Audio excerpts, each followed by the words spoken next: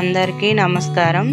ఈరోజు మనం చాలా హెల్దీ టేస్టీ ఫ్రూట్ సలాడ్ ఎలా చేయాలో చూద్దాం. ఇది చాలా ఈజీ రెసిపీ. ఇంట్లో ఉన్న ఫ్రూట్స్తోనే రెడీ చేసుకోవచ్చు. మరి లేట్ చేయకుండా వీడియో స్టార్ట్ చేద్దాం. ఈ ఫ్రూట్స్ అన్నీ మన బాడీకి చాలా మంచివి. రోజు తింటే హెల్దీ కూడా.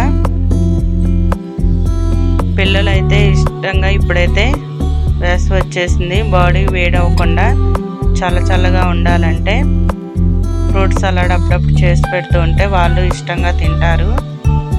సలాడ్ కోసం అయితే కొంచెం సగ్గుబియ్యం నానబెట్టుకొని పక్కన పెట్టేసుకోవాలి. సగ్గుబియ్యం మరిగిన తర్వాత పక్కన పెట్టేసి 1/2 లీటర్ పాలలో 3 టేబుల్ స్పూను కస్టర్డ్ పౌడర్ వేసి కలిపి పక్కన పెట్టేసుకోవాలి. క్యారెట్, సొరకాయ తురుము, నెయ్యి వేసి బాగా రోస్టెడ్ చేసుకోవాలి.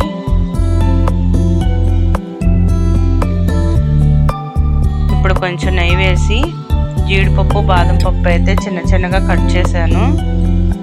ఫ్రూట్ సలాడ్ మొత్తం మిక్స్ అవుతాయి కాబట్టి అక్కడక్కడ తింటూ ఉంటే టేస్ట్ చాలా బాగుంటుంది.